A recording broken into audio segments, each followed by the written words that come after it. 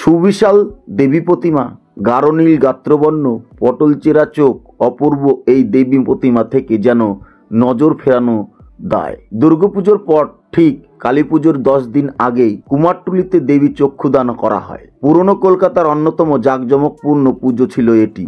এখন জৌলুস খানিক ফিকে হলেও বিশাল শোভাযাত্রার মাধ্যমে ঠাকুরকে নিয়ে আসা হয় পুজোর স্থানে। শুধু কলকাতা কেন, দেবীর কাছে মানত করে থাকেন শহরের বাইরেও বহু মানুষও।